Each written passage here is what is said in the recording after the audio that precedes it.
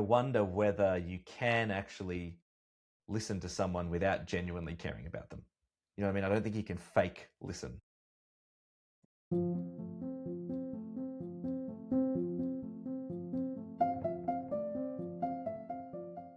Welcome to Journey the Path, conversations about what life means and all the choices and feelings in between. I'm Daniel May. Today, my co-host Cade Embery and I talk about the complexity of caring for people.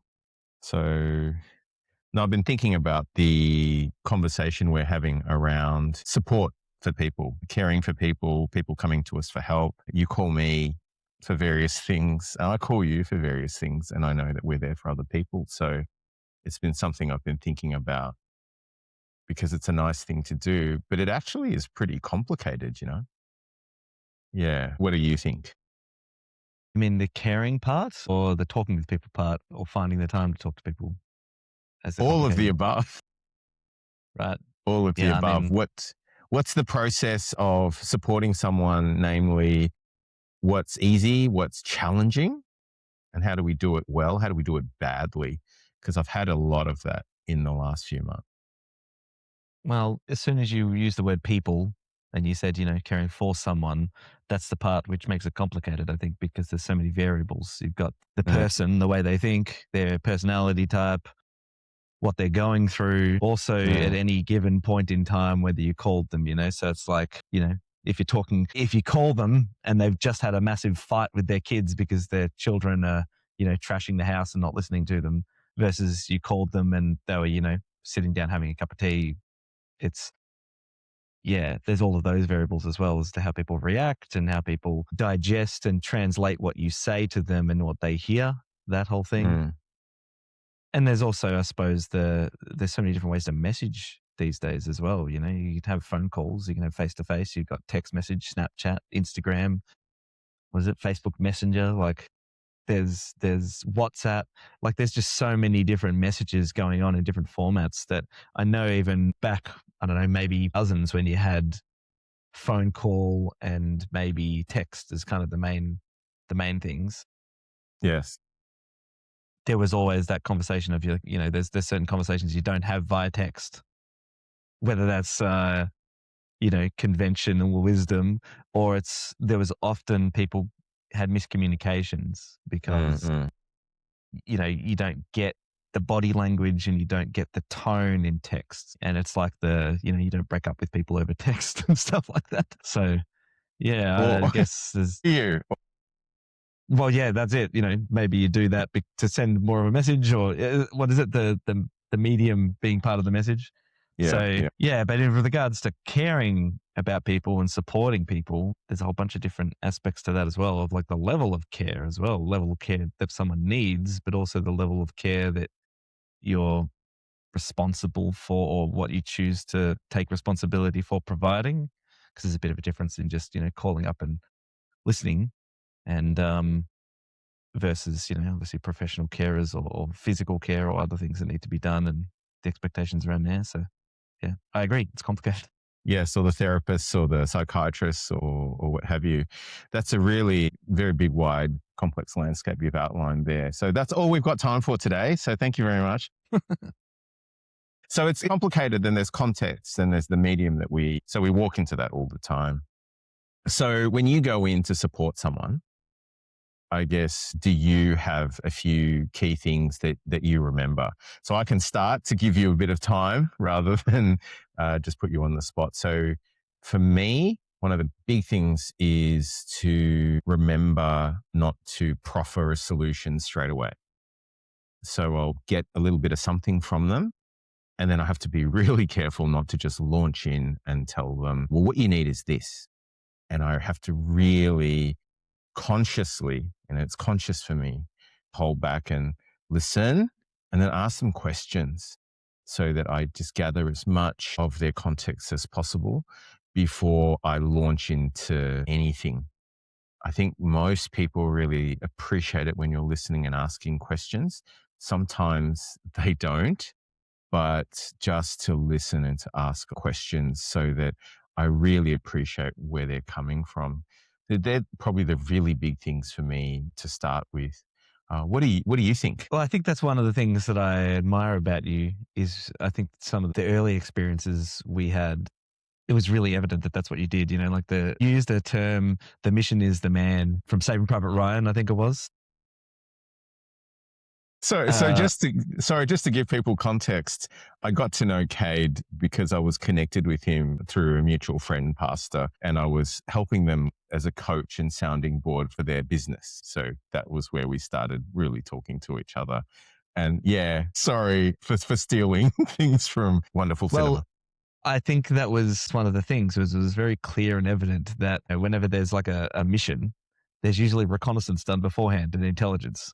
And that's the part which was very clear because I know that you went and spoke with people and you actually understood a lot about where we were coming from and where we were at and our history and how we worked and all of that kind of stuff. And that's something that I think, as you mentioned, the listening part and the understanding part is really key to being able to care well for someone because first off, you need to actually ask questions and know what they need. Like the diagnosis at a hospital, you walk in and they don't just send you straight into the doctor and they give you medicine. They check your ears, check your eyes, check your tongue, ask you questions, try to understand. And that's usually done within like a 5-minute kind of ask a bunch of rapid fire questions. With caring for people, especially, close relationships and those, family and all that kind of stuff, there's obviously a lot more context that can be gathered. You might already have it because you might have known these people for a long time, but yeah, there's obviously context which is going on inside the mind of someone else, which you can't possibly know unless you spend that time doing the recon. Yeah, I guess that's where, as you said, that seems to be, if you want to provide effective help and care, that does really seem to be the difference is, the preparation and the reconnaissance at the start. And something else you mentioned kind of sparked something, which I'm not sure if this is true or not, but I feel like someone said this to me at some point about the difference between advice and counsel, where, and I don't know if that would be potentially, you walk up to someone and go, hey, what should I do in this situation? And they just go, oh, this is what you should do. Versus someone who would go, well, what do you think? What about this? Asking lots of questions and helping the person you're caring for arrive at their own solutions or work it out by you providing questions to help them unpack what they're thinking or what they're saying or solutions that they can figure out and then they can choose versus just coming and going, you should do this. Because one is, obviously being dictated to the person. And then the other one is helping, almost like inception, like helping them come up with the idea, which is often, more effective or more helpful and likely to help them actually like take actions towards that idea or that solution rather than just be like, oh yeah, such and such said this to me. I don't feel like I couldn't be bothered doing it. Yeah, I think it reminds me of a quotation. I think it was by Anais Nin, or at least that's what's written on the memes, maybe. You can't save people, you can only love them. And I think about that as you can't solve the problem. You can't say, here it is, there it is, or even let me do that for you. What you can do is love people. And for me, loving the people is to walk with them. Part of that walking with them is what you're saying, is taking them and going, hey, it seems to me this is what may be happening. Have you thought about what you want? Have you thought about what's important to you? Have you thought about what kind of person you are when this is happening, when you're trying to solve it like this? Because ultimately, I can't solve their problem. They have to solve it, but I can really facilitate where they see their path, what they do. It is a fine line. I guess I've had to learn to be really careful not to jump in and go, we're going to do this now. How about you do this? I'll do that with you, for you, rather than being there for them to lean on for that wisdom that you talk about. I have been thinking a lot about the danger of enabling, the danger of being there for someone, being there all the time.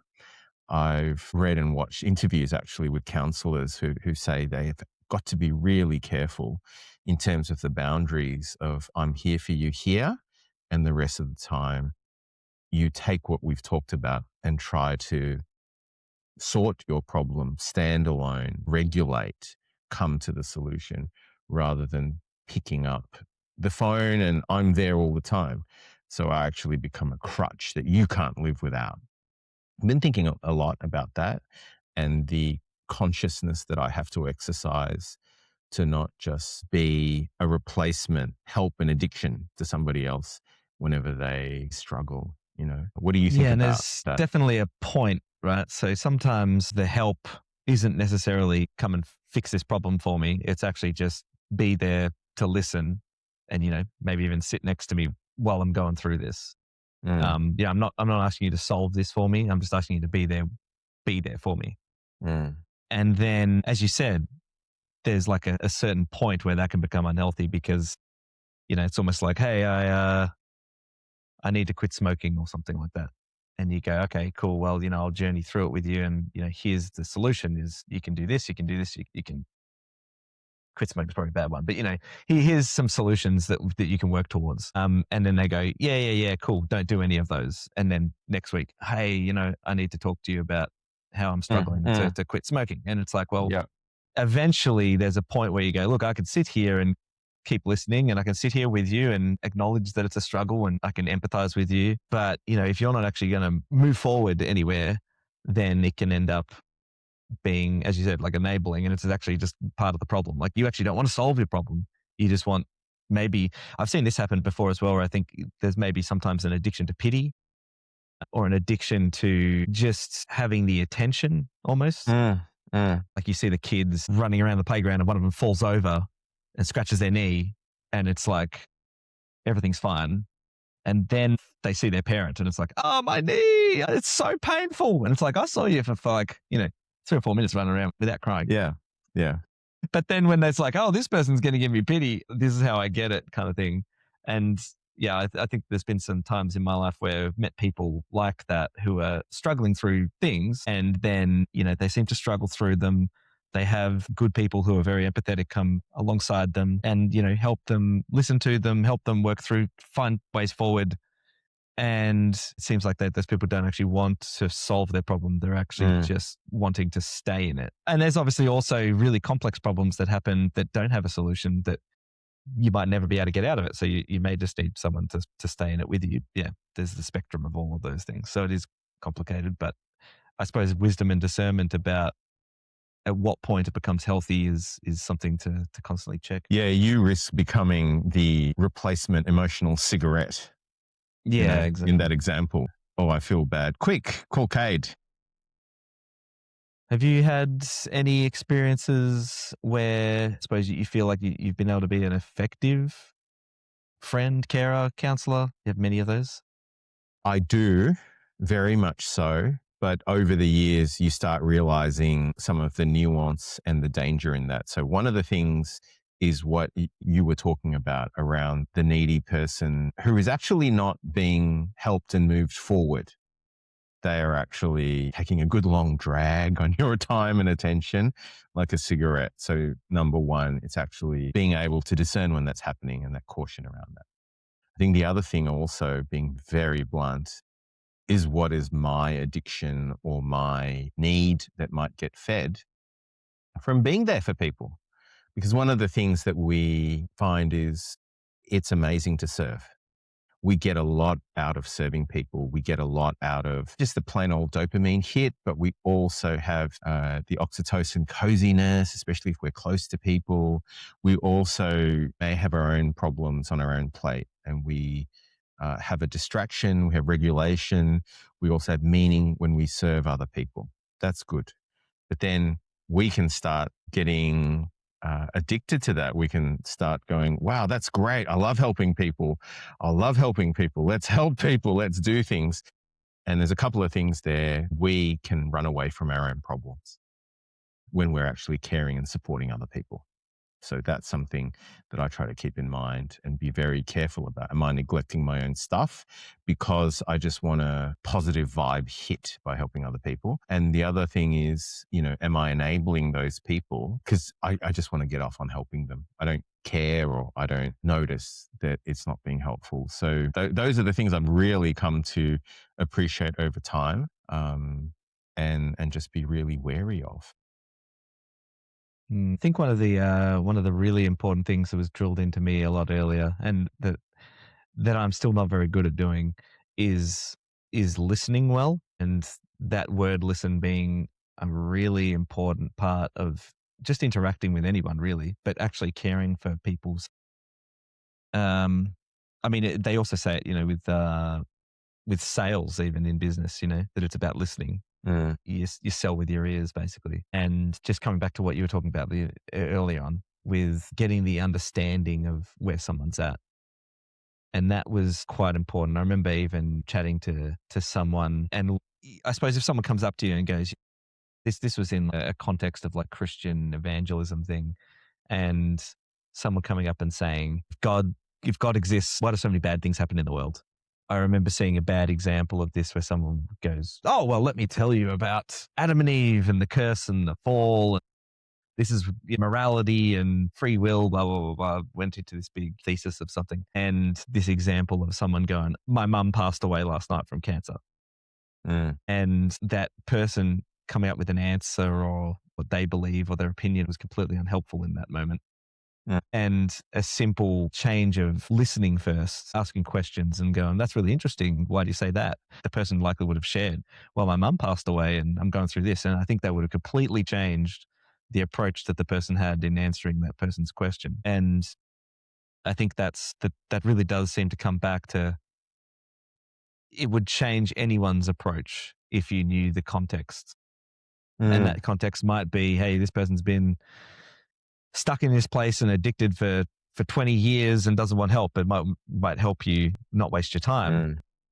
Whereas if that person's gone through something really crazy and they haven't you actually don't know that yet. They're asking you some questions, not necessarily wanting the answer, but maybe actually just wanting to know that you really care. And that's almost like the litmus test at the start to check, how's this person going to react when I say this? Do they actually care? Are they going to judge me? Are they going to attack me or make me feel belittled, or are they actually going to listen to what I have to say? It's a good testing ground for them to see if this person actually cares about them. Yeah. So context is king, and you're not going to get context if you're not going to listen. One of the things we talked about the other day, you were saying, the L's. The L's. I didn't mean to specifically say that. Do you want to talk about that? Because that was actually quite helpful. I think there was something where someone came up with like the look, listen, love thing, and actually look for ways to look for signs, look for things about how you can love that person, listen to them, so then you know how to love that person. Going back to what I said before, like if you actually listened, you'd actually know how to approach. It would likely change how you would approach answering them or spending time with them, or even suggestions that you have, because you listened first. And part of that love, the idea of loving someone, which, people have all these definitions of what that means to them. You got people that are just like, oh, you got to love them by giving them the truth and love them by telling them what they're doing wrong. That's real love, whatever. But I think my context is, loving someone, actually seeking their betterment, but also caring for them, having respect for them. There's a number of bits to it rather than just, I'm loving that person by telling them they need to quit smoking or whatever, or telling them they're a dick.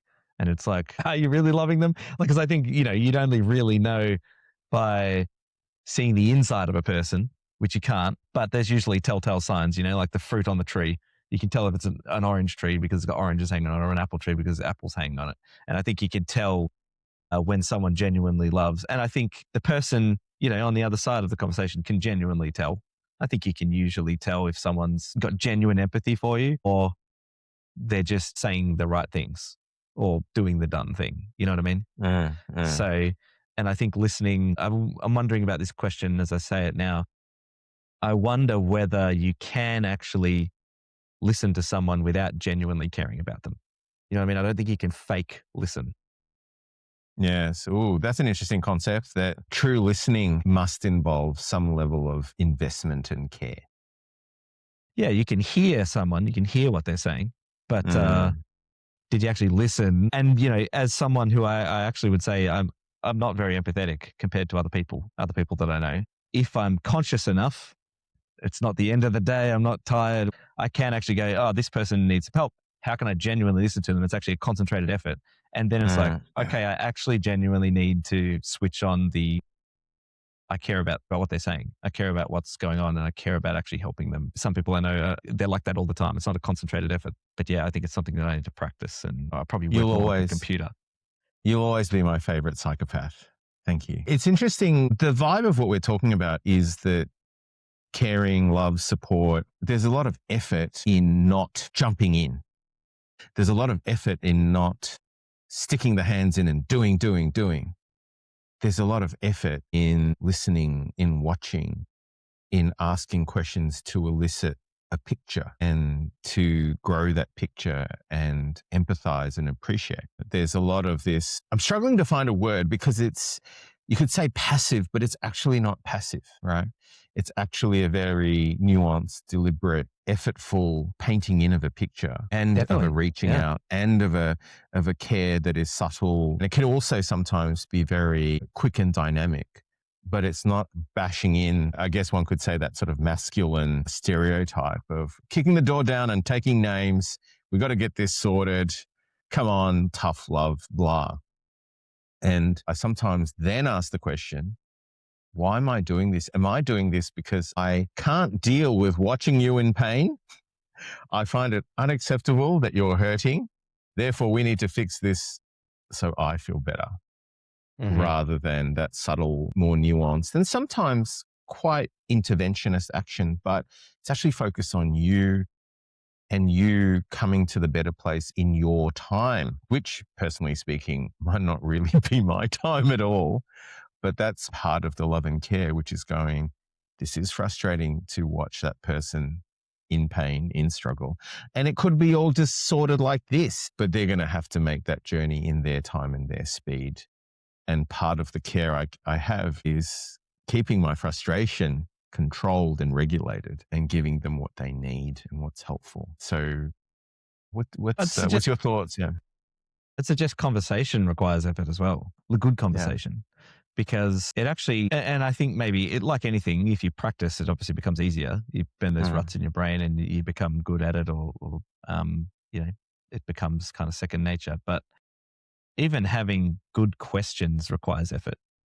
So you're listening, and when I say that, we've probably all had these experiences where you sit down with someone, and maybe it's a therapist, or maybe it's a psychiatrist, or a pastor, or a mentor, or something, and you can really feel when the questions are contrived.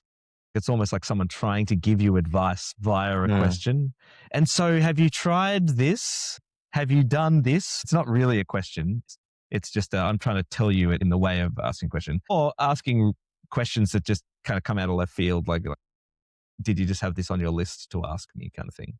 And I guess that's a similar thing before. I don't think you can have a good conversation with good questions without actually genuinely caring about the other person and genuinely caring about the answers.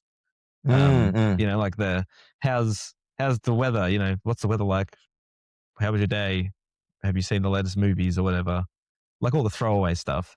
But if you actually want to have a deep conversation and actually want to find out what's going on in their life, I don't think you'd ask the questions unless you actually did care, or be asking those questions and it would come across very contrived because you're asking the questions but you don't care.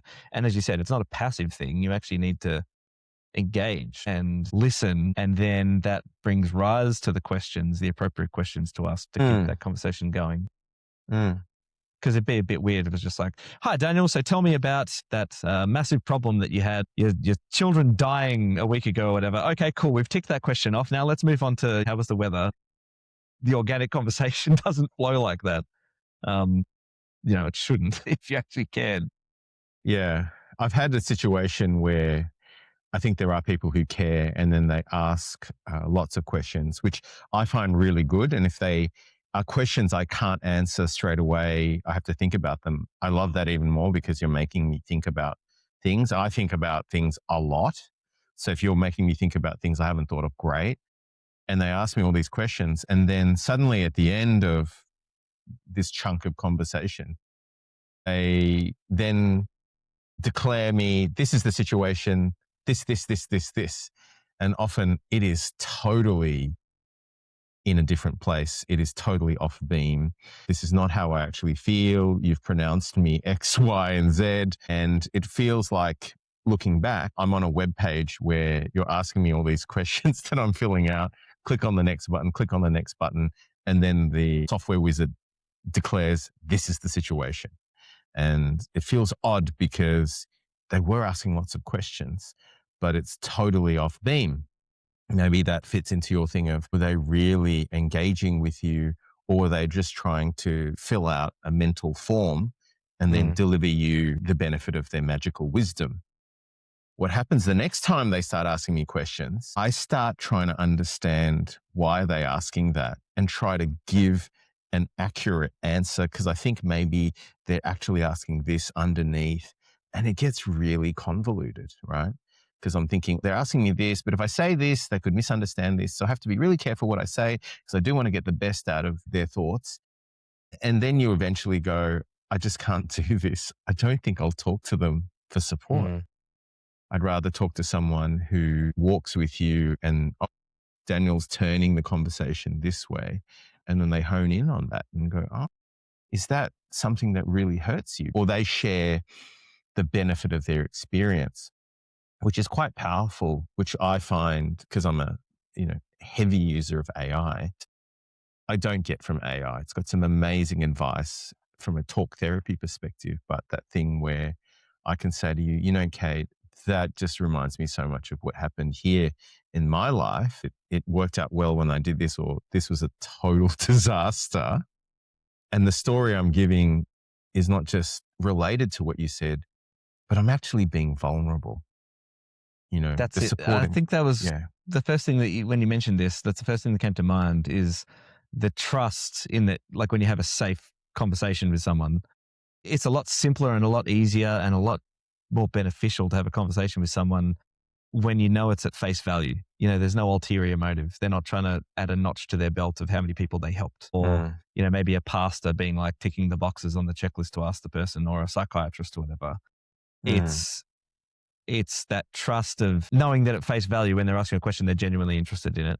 And you just touched on something which I was reminded of as well, of, I think the way that you can trust a person is that they're transparent. They're not opaque, in that they can share a story that's true, that they've gone through the same thing, or that they've struggled with their own things, that, they're vulnerable, as you mentioned. Like if they're vulnerable with you and on face value, you can believe what they're saying, then I think that opens more trust and better conversation for you to hear and understand when they're asking you questions, that they're actually genuinely asking them, rather than asking them, some contrived questions or a checklist of things that they ask everybody, kind of thing. And the transparency is a big thing. I think if they're vulnerable and open, it definitely opens up other people to trust them. It also means that they're likely to be vulnerable and open in reciprocation. The thing about trust is it's not just magically there. So it has to be built. It has to grow. If you're supporting someone and trust is a really essential part of it, then you have to be patient. You have to allow time for that, which is keeping yourself regulated, under control, with all the help and support you want to give. You need to grow the trust. And I think that point you made about that trust, I realize the help I give is actually not giving advice, giving support, giving concrete things. It's actually giving me. It's actually giving my vulnerability as well. So I'm kind of putting a bit of myself, or a lot of myself, on the line as well. Because I think we can go, I've given all these things, but you actually may not have given any of yourself. And that's a really powerful realization. You've helped me remember in this. I think that's probably time. So, this has been really powerful. So, thanks a lot. Thank you.